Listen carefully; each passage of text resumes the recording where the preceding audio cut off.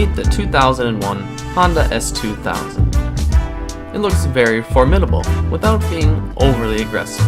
It has a long hood and a short rear, making it a classic roadster body. Overall, it's very smooth and flat. It has a nice spoiler there and nice exhaust, and it doesn't try to show off.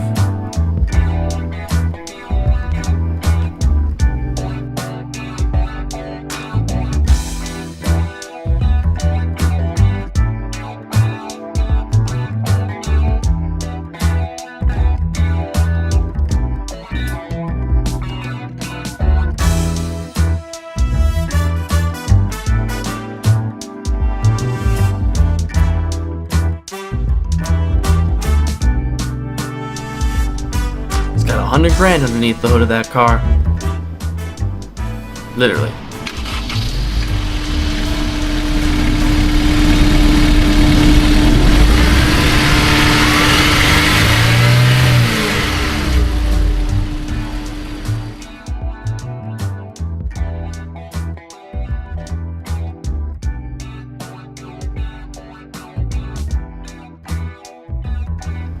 Being the least impressive part of the Honda S2000, the interior is still quite good.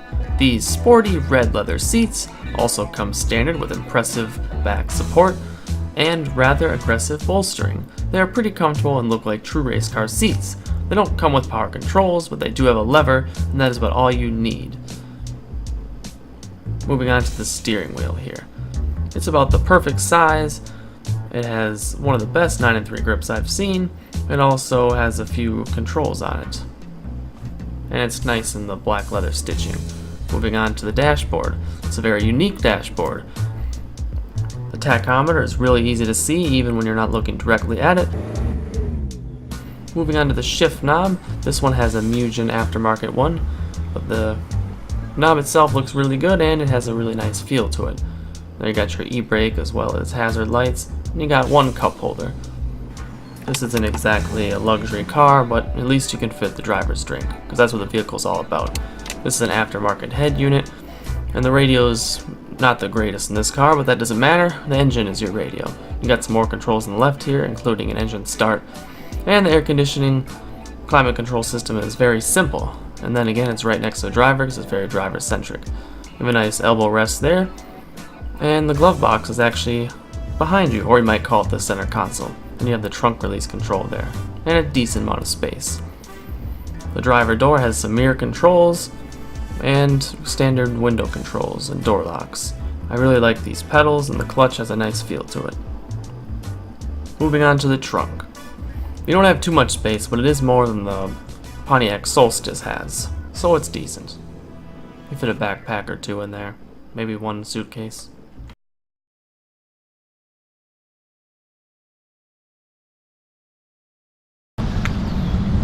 Hey everyone, and welcome to another Dawn Dimension car review. Today I'm going to be showing you this 2001 Honda S2000 with about 110,000 miles on it. So without further delay, let's take it for a test drive.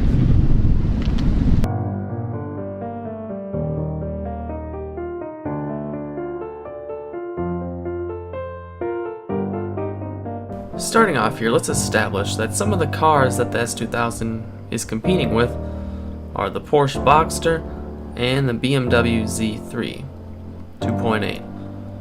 Even though it produces less horsepower and torque, it is still better on the track and costs much less. As far as the comfort goes, I'd say it's not comfortable or uncomfortable, but at least you know you're not sliding around because the seats are pretty sporty. The shifter is excellent in this car. It has very short throws and is quite notchy, yet it is still really easy to find the gears. The clutch pedal does engage a little closer to the top of the travel distance than I'm used to, but after about 10 minutes I got used to it, and it actually worked out quite well. These Bridgestone tires grip the road very well, and it also handles corners extremely well due to the 50-50 weight distribution and the double wishbone suspension. Since it is a convertible, one would expect it to be less rigid, but it makes use of its high X-bone frame, which keeps the car firm without even needing a hard top. so that makes it unique among convertibles. Another assisting attribute, it is very low to the ground, and it has tight suspension. But given that, it is a little rough on bumpy roads and not too forgiving. But when you're driving this car, your goal is to have fun for the most part. And the clutch pedal, I forgot to mention, is a little bit heavier, but it doesn't bother me. It might be a little annoying in traffic though. It also has very firm, sporty steering. It's very responsive and the car goes where you will it to go. The steering wheel becomes another appendage for you. It's perfect for the back roads and on ramps too, because I find myself trying to get to the 9,000 RPM redline pretty much the whole time. So it has endless entertainment. The K20 2-liter packs an impressive punch.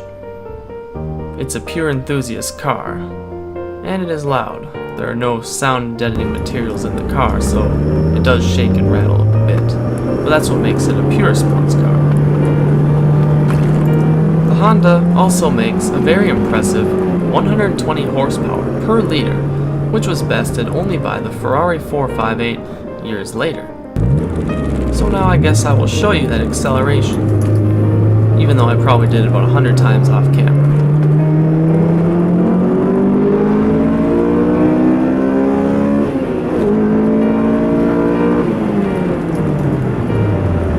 The S2K reaches 60 miles per hour in about 5.8 seconds, which is pretty fast, especially for being a 2-liter 4-cylinder.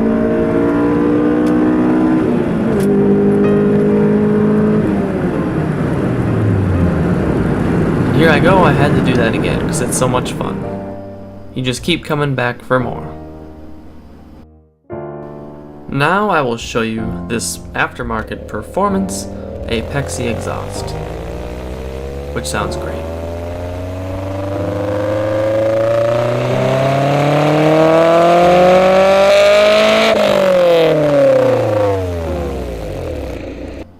The exhaust is so visceral.